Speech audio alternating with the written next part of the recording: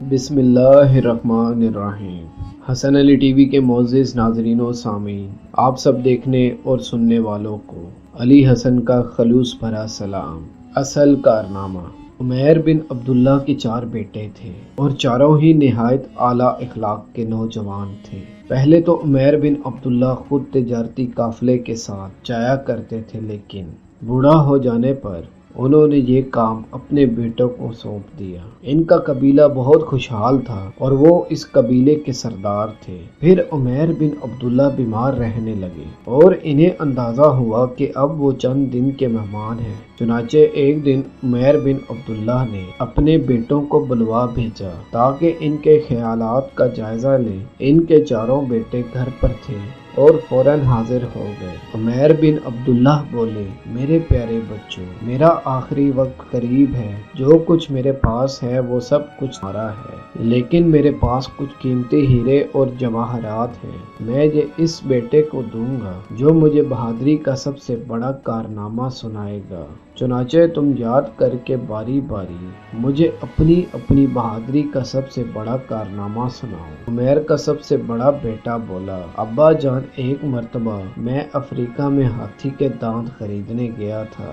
جنگل میں ایک جگہ میں ملازموں سے علیحدہ ہو کر چلنے لگا تو مجھے اپنے پیچھے جھاڑیوں میں سرسراہٹ کی آواز سنائی دی۔ خطرہ کے پیش نظر میں نے تلوار نکالی اور چوکنا ہو گیا۔ دوبارہ اس آواز کے آنے پر میں نے پلٹ کر دیکھا تو ایک خونخوار شیر نے مجھ پر جست لگائی اور میں نے تلوار کے در پہ وار کر کے شیر کا کام تمام کر دیا۔ عمیر بن عبداللہ بولے: شاباش بیٹے، تمہارا یہ کارنامہ حاضر دماغی اور بہادری کا ایک اعلیٰ مثال ہے۔ میں تمہارے کارنامے پر بہت خوش ہوں۔ اب دوسرا بیٹا بولا: ابا حضور، میں دمشق کے بازار سے گزر رہا تھا۔ گلی کے ایک مکان میں آگ لگی تھی۔ آگ کے شعلے آسمان سے باتیں کر رہے تھے۔ اس دوران کچھ لوگ آگ بجھانے میں مصروف تھے۔ ایک عورت چلا چلا کر کہہ رہی تھی: لوگوں، میرا 4 سال کا بیٹا کمرے کے اندر سو رہا ہے۔ خدا کے لیے میرے بچے کی جان بچاؤ، وہ جل جائے گا۔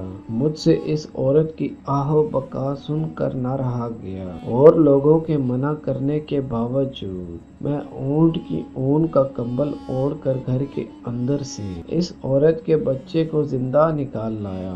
اس نے مجھے بہت دعائیں دی جبکہ میں پوری طرح جھلس گیا تھا اور کئی ہفتوں کے علاج کے بعد میں صحت یاب ہوا۔ عمیر بن عبداللہ کہنے لگے: تمہارا یہ کارنامہ بہادری اور بے لوثی کا شاندار نمونہ ہے۔ اس کی جتنی تعریف کی جائے کم ہے۔ اب تیسرا بیٹا کہنے لگا: ابا جان، میں ایک مرتبہ دریا کے کنارے کشتی میں سامان چڑھوا رہا تھا تو سامنے سے آنے والی ایک کشتی ساحل کے قریب ہی آ کر ڈوب گئی۔ لوگ کشتیوں میں بیٹھ کر مسافروں کو بچانے کے لیے دوڑ پڑے۔ میں بھی ایک ماہر تیراک ہوں۔ میں نے 7 آدمیوں، عورتوں اور بچوں کو خود اپنی جان کی پرواہ کیے بغیر ڈوبنے سے بچا لیا اور کنارے پر لے آیا۔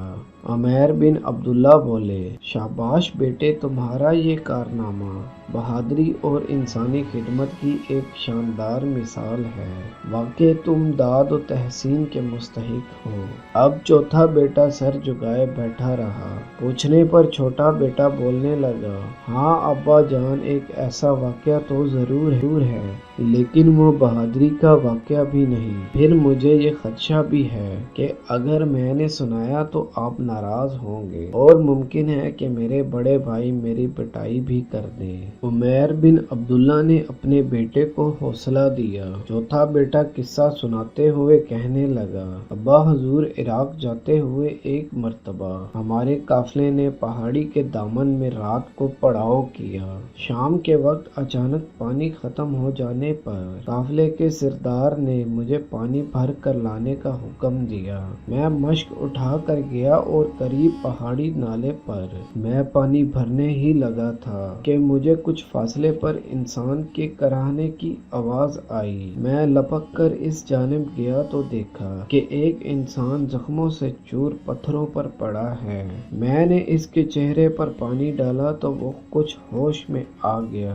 وہ کچھ دیر میری طرف دیکھتا رہا رہا ایسا لگتا تھا جیسے پہچاننے کی کوشش کر رہا ہو۔ پھر اس نے مجھے بتایا کہ پہاڑی ڈاکو اس کی تمام جمع پونجی چھین کر فرار ہو گئے ہیں، اپنی جانب سے اس کو مار کر یہاں پھینک گئے ہیں۔ ابا جان، اگر میں کچھ دیر سے اس تک پہنچ جاتا تو شاید وہ مر چکا ہوتا۔ پانی تو میں بعد میں لایا، پہلے میں اس شخص کو اٹھا کر اپنے خیمے میں لے آیا۔ قافلے کے طبیب نے اس کی مرہم پٹی کی اور میں نے اس کی تیمارداری بہت توجہ سے کی۔ صبح کے وقت روشنی میں اس کو میں نے پہچان لیا۔ وہ ہمارے دشمن قبیلے کا سردار ولید بن زبیر تھا۔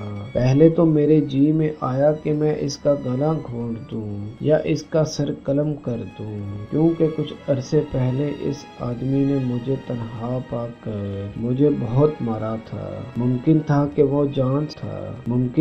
وہ جان سے مار ڈالتا، لیکن میری قسمت اچھی تھی کہ میں اس کی قید سے بھاگنے میں کامیاب ہو گیا۔ لیکن اس وقت زخمی حالت میں نے اس سے بدلہ لینے کو مناسب نہ سمجھا۔ میں نے دل جمی سے اس کا علاج کروایا، دیکھ بھال کی، اپنے ساتھ سفر میں رکھا اور اپنی سواری اس کے سپرد کی، اور اگلی منزل پر جب قافلہ شہر میں پہنچا تو میں نے اسے اپنے ملازموں کی نگرانی میں شہر میں اس کے ایک دوست کے گھر پہنچوا دیا۔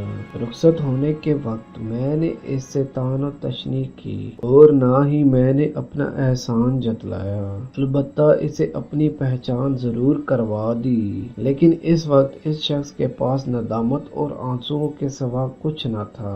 شاید اسی وجہ سے اس کا قبیلہ ایک عرصے سے ہم پر حملہ آور نہ ہوا اور نہ ہی ہمارے مال عمیر بن عبداللہ شدید بیماری کے باوجود تیزی سے بستر سے اٹھ کھڑے ہوئے اور آگے بڑھ کر بے اختیار اپنے بیٹے کا منہ چوم لیا اور بولے، یہی ہے اصل کارنامہ۔ اللہ کا حکم ہے کہ تمہارے پاس اختیار ہے کہ تم دشمن سے اس حد تک بدلہ لو جتنا کہ اس نے تم پر ظلم کیا۔ اگر اختیار پا لینے کے باوجود تم اس کو معاف کر سکو تو اللہ اور اس کے رسول صلی اللہ علیہ وآلہ وسلم کے نزدیک اس کا بہت ہی زیادہ نیک اجر ہے۔ میرے پیارے بیٹے، تمہارا یہ کارنامہ سب سے بڑی بہادری کی مثال ہے اور یہ ہیرے اور جواہرات میں تمہیں تحفے میں دیتا ہوں۔ یہ کہہ کر عمیر بن عبداللہ نے ہیرے اور جواہرات کی تھیلی اپنے چوتھے بیٹے کی طرف اچھال دی۔